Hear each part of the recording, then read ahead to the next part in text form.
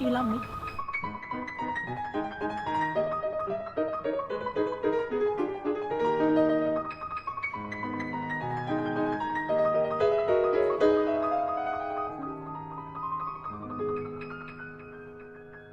So today I'd like to introduce you to my great friend, Jack English, who really has been a friend through thick and thin, because not only did he meet me in the menopause, which I wasn't easy, I have to admit. I put my hands up in the air that I was impossible. You also have been there with my sons, you've been great friends with them, and you've been there when you didn't have a lot of work on, and you've made my books, and you've done all sorts of things. So you're much better than this, because you've also worked with the greatest film directors, personally for me, in the world. Luc Besson, Lynn Ramsey, Woody Allen, and this is Jack English.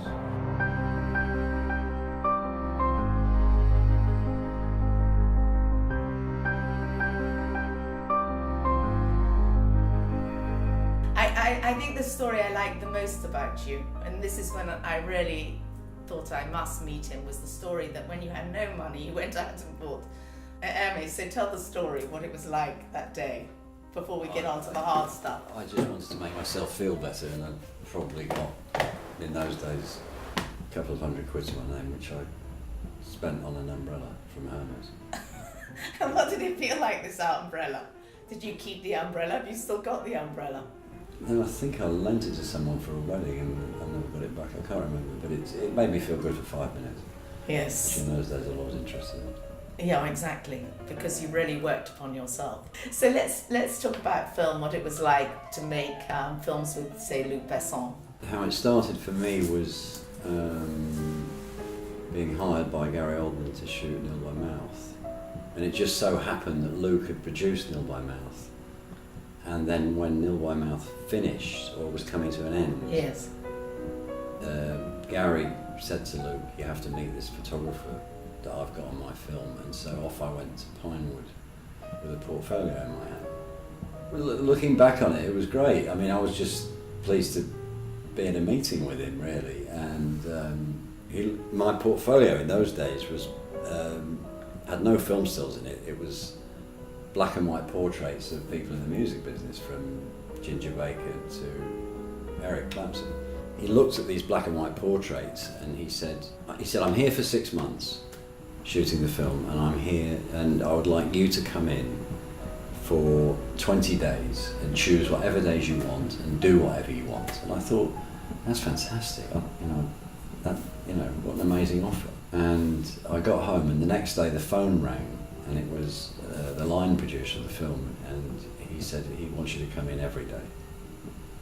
Oh, fantastic. So I thought, looking back, it was such a nice risk for him to take with someone that had no experience in the film business. And it was in those days it was $100 million movie, which was a big budget film then.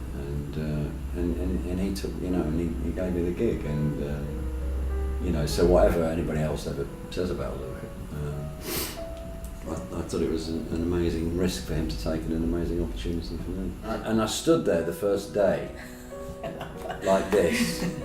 It must have been terrifying. You could hear a pin drop on the set. He was very strict. He was very, very strict on the set. Very sort of... I was told at a fashion shoot once, just act the job. I was told by Katie Barker, it was great.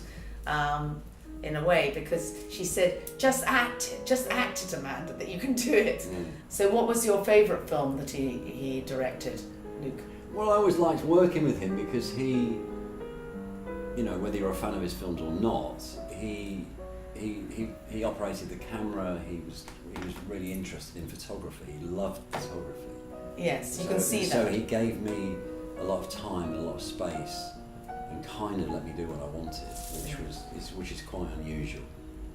And I love the way you talk about Lynn Ramsey, because she really is fighting for women's film, isn't she? I mean, she's doing so well. And Lynn's a one of, and yes. I was introduced to her by Robin Slovo, and did a film with Lynn for the London Olympics. I just hit it off with her and really enjoyed working with her. Yes. I remember you picking up that man on the beach, that fantastic man with a face. brilliant face. Oh, yeah. And what about Gary? Because we used to always tease you. You love Well, Gary. Gary hired me to do Nil by Mouth, which is the first film I ever did, really. And so I'd have always thought a lot of him as an actor. So to meet him and then be offered a job with him was quite something. In those days, I was kind of he's somebody that if you gave me the choice of working with various people, he would have been very high on the list. And so when I got a job with him, which again it was risky on his part because it was based on work I'd done on record covers, because you still had record covers in those days, and he'd seen a record cover I'd done, and that's how you got involved. Yeah, and I had no film stills to show him, and he made a point of saying, I don't want normal film stills. He said, I don't want that. He said, how are you going to shoot it? He said, well, we're going to shoot it on Super 16 with a long lens. I said, okay, well, I'll shoot everything with an 80 to 200 lens then, and I'll try and... Yeah. And I made quite a lot of the images as quite, in film still terms, abstract. Yes. And then we did a book of the pictures, and a limited edition book, and it turned out well. It'll be like that. It'll be like this. There's never been another one since. No, of course not. One off. Even though the latest film isn't probably your favourite film that you've done, it does look very, very good. The lighting's amazing. I think it won some awards the other night by the BAFTAs. Which one? The Darkest Hour. Okay. But I love the way you shoot because it looks painterly. Okay. And I wondered, are you influenced by painters? Yeah, I like to think. Yeah. I've always been a huge fan of Bacon. Yes. And I think he was his work had some influence on Nil by Mouth. I suppose the work that you've done that I really, really loved was your work on Skid Row. And yes, in Los Angeles. I don't know, I just love the pictures. I couldn't believe how dressed up all these people are on the road, and they're so poor, and yet they look incredible. They really look like film stars. It's not just about Hollywood. Well, I like that contradiction because of the weather and the American dream and all the rest of it. Yes. People living on the street, so I suppose. How did you find that? When did you start that project? It's been ongoing. It's sort of still a work in progress. It's a part of LA I like, and it's a part of LA I suppose I was drawn to, in a sense, because of Blade Runner. Yeah. One of my first trips downtown was to look at the Bradbury building that Ridley used in Blade Runner. Yes. And then when I was looking at the Bradbury, then I realised there was a whole homeless community down there, and it was there were people walking around everywhere as well, which is unusual. Yes, exactly. And so I liked walking sort of amongst them and that kind of thing. And every time I go to LA, I'm always drawn to it again for some reason. I don't know. I was with you that day when I asked you to stop the car, and I got out because there was this beautiful girl on the corner, and I said to her, why on earth are you homeless? You're absolutely beautiful. And she said, I didn't have plan B. And it sort of stuck with me. Good quote. I always say to my sons, have plan B, because you really need it in life. Sure. So tell me, when you first started, you didn't start with photography at all, you started with clothes. You are a dandy yourself. You look good in clothes. Before photography, I did anything that came along. And anything. Anything? Yeah. I worked on oil rigs, I drove lorries, and I worked for bookmakers. For a period, worked as a stylist in I think it was the late 70s. Yeah, did you like that? Yeah. And how did you meet Andy Warhol? I met Andy Warhol. Funny enough, I borrowed a camera from someone, and there was a shop on the King's Road, a clothes shop, and I decided I wanted to take some pictures of the dummies that were in the window. And I looked up, and he was looking through the window. And he came in, and I took some pictures of him.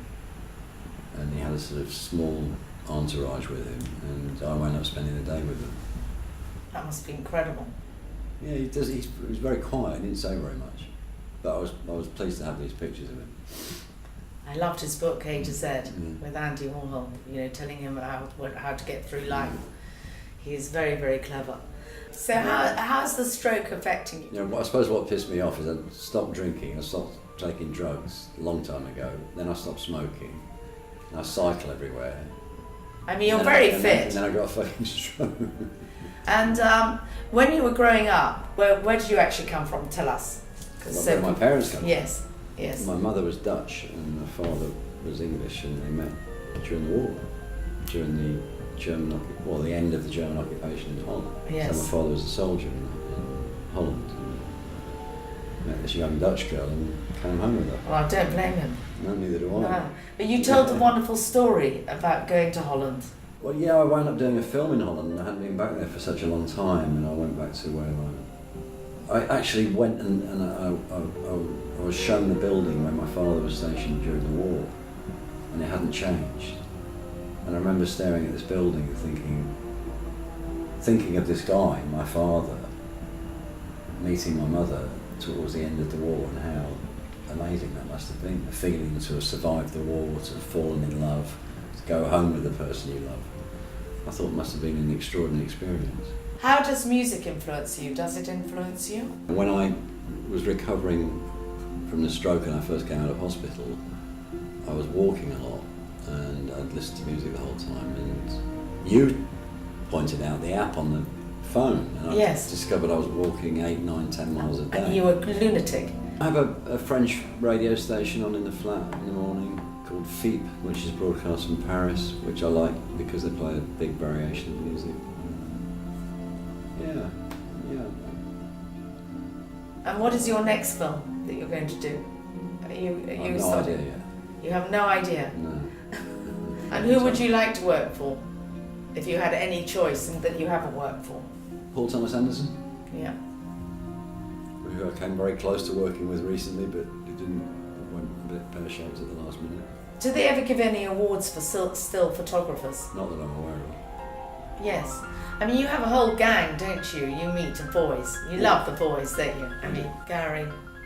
I used to get so jealous of Gary. Yeah. I got so jealous of Eric. I don't want to throw famous names in there. No, but in a way they weren't famous for you. You know, they were just your mates. Well, yeah, sure. Yes, Well, exactly. yeah, They're not really. They're really real friends. Sure, and I've worked obviously with Gary and Eric. I've worked with them, which has been extraordinary. It's very nice to work with someone who you admire. Yes. So you're using a camera, Fuji at the moment. What other ones do you like? I mean, because I thought you liked Leica. I do. Yes. I do. But Fuji have been very kind and lent me equipment recently, and it's very quiet without having to disturb everybody. Without having to mask the sound by putting it inside something, which is what you normally do. Yes. Okay, that was the poster for Tinker Tailor Soldier Spy. Gary Yes. Oldman. Eric. Wonderful picture. Yes. Mila Jovovich, covered in blood. I love her. Joan of Arc. Yeah, she was amazing in this. Gary directing Nil by Mouth. Woody Allen in Antibes directing Magic in the Moonlight. 2 homeless guys downtown in Los Angeles. Oh, that's an amazing picture, isn't it? A Swimmer, another still from Swimmer by Lynn Ramsey. That's a lucky Still girl. from Tyrannosaur by Paddy Considine. Still from Nil by Mouth, for which Gary had to get permission from Francis Ford Coppola. I love that.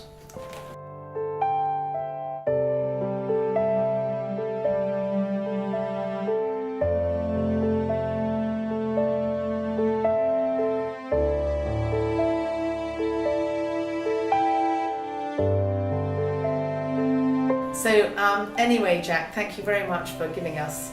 Is that it? Okay. Yes, it is.